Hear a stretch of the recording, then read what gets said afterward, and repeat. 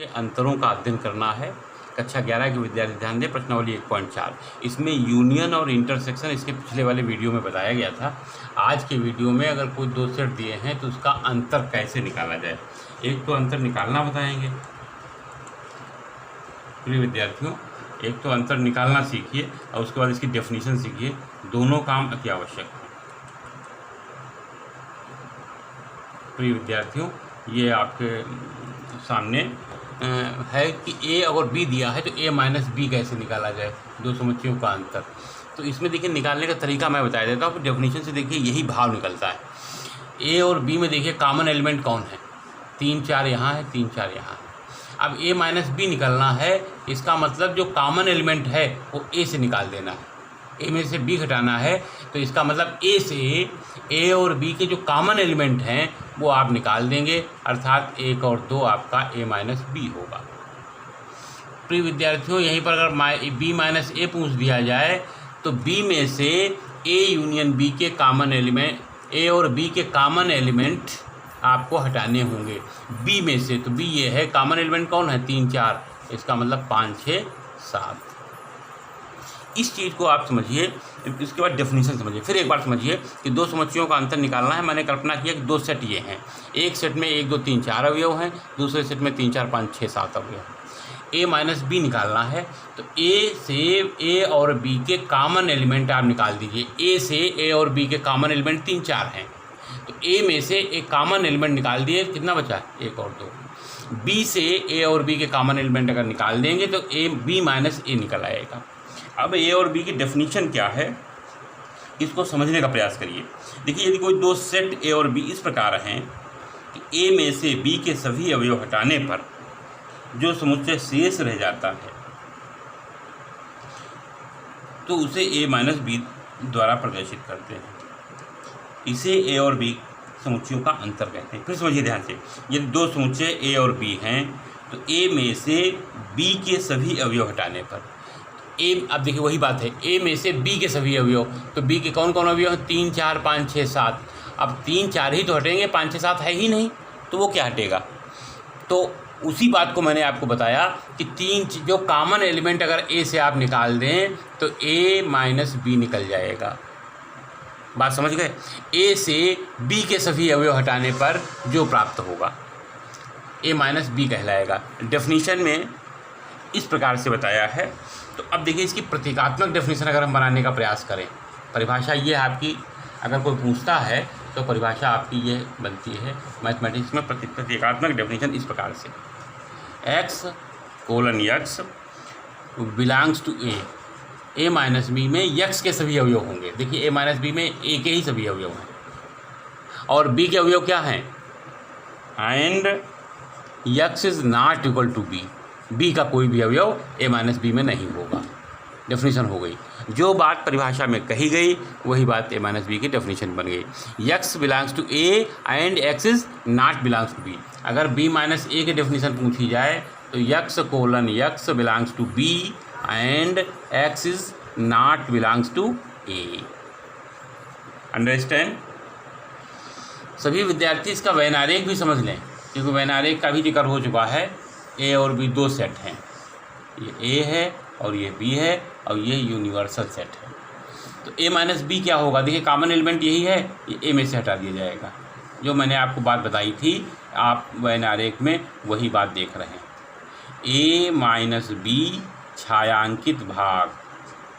कोई कहे कि वैन आरेख बनाएं तो आप इस प्रकार से इसको बना सकते हैं। अगर इसका b माइनस ए कोई कहे तो b वाला भाग आप रेखांकित कर देंगे। बात समझ गए।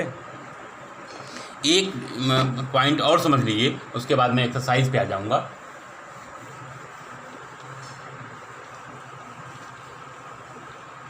पूरक समुच्चय किसे कहते हैं, पूरक समुच्चय, पूरक समुच्चय।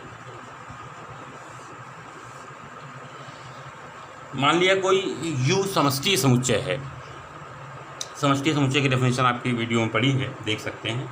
तो किसी समुच्चय A के लिए U माइनस ए को समुच्चय A का पूरक समुच्चय कहते हैं। यदि U समष्टीय समुच्चय है, समष्टीय समुच्चय है तो किसी समुच्चय ए के लिए u माइनस ए को समुच्चय का पूरक समुच्चय कहते हैं। पूरक समुच्चय कहते हैं। कल्पना कीजिए, यह आपका हमने u बताया था, यह u होता है आयताकार, इसके अंतर्गत एक a है, तो u माइनस ए अगर आप बताएं तो u अवयव जो होगा u से संबंधित होगा, a से नहीं होगा अकॉर्डिंग टू डेफिनेशन। इसका मतलब a को छोड़कर, इसका मतलब a को छोड़कर। और इसे जो है काहे से निरूपित करते हैं, इसे हम a डैश से निरूपित करते हैं। a डैश कहिए या पूरक समुच्चय कहिए, पूरक समुच्चय। पूरक समुच्चय का जो नोटेशन है वो a डैश है। डेफिनेशन क्या बन जाएगी a डैश की, देखिए आप, u माइनस ए ही तो बनी। और u माइनस ए का मतलब x colon x belongs to u and x is not belongs to a। अगर आपने a माइनस बी सीखा है तो इसको भी आप आसानी से सीख सकते हैं।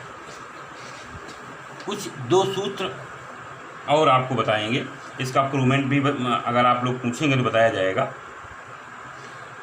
ये डिमॉर्गन प्रमेय कहलाती है। क्या कहलाती है? डिमॉर्गन प्रमेय। ए यूनियन बी का अगर डैश है तो ये ए डैश होगा, इंटरसेक्शन बी डैश होगा। इसका उपयोग हम प्रश्नों में बहुत करते हैं।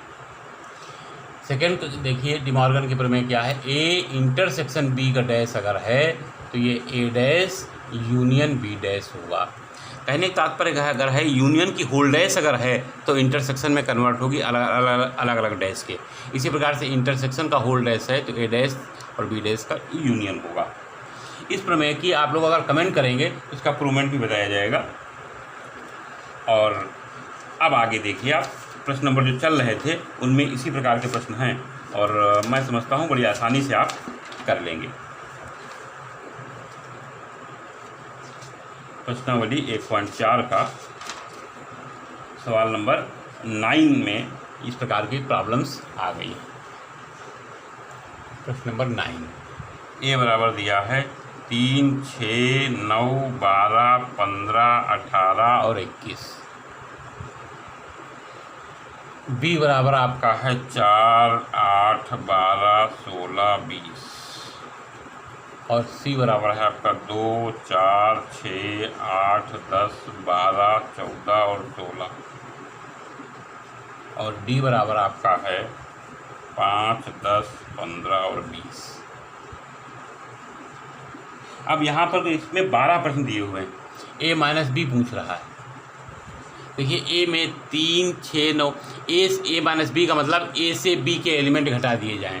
देखिए 4 है कहीं, वहाँ इसमें 4 कहीं है, नहीं है। 8 कहीं नहीं है, 12 तो ये 12 हट जाएगा, 16 नहीं है, 20 नहीं है। तो ए माइनस बी क्या होगा? 3, 6, 9, 15, 18, 21 ए माइनस बी हो गया। पहला सवाल मैंने बताया। ए माइनस सी अगर कर लें तो देखिए 2 है कहीं ए में, नहीं है। 4 नहीं है, 6 है, 6 को हटा देंगे। 6 को क्या करेंगे? हटा देंगे। 8 नहीं है, 10 नहीं है, 12 है, 12 को हटा देंगे। 14 नहीं है, 16 नहीं है। तो ए माइनस सी क्या होगा? 3, 9, 15, 18, 21। अर्थात ए माइनस बी करना है तो ए के सभी अवयव रहेंगे, लेकिन बी के अवयव अगर ए में हैं तो वो हटा दिए जाएंगे। ऐसे समझिए, मैंने आपको ए और माइनस बी का तरीका ये भी बताया था कि ए में से ए और बी के जो कॉमन एलिमेंट हैं वो हटा दिए जाएं तो ए माइनस बी निकल जाएगा। ए में से ए और सी के कॉमन एलिमेंट जो हैं ए में से निकाल दिए जाएं तो ए माइनस सी आपका निकल जाएगा। इस प्रकार से इसमें 12 प्रश्न हैं। मैं उम्मीद करता हूँ इसको लगाएंगे। और 9वां प्रश्न इस प्रकार का है, 10वां प्रश्न इस प्रकार का है और 11वां प्रश्न इस प्रकार का है।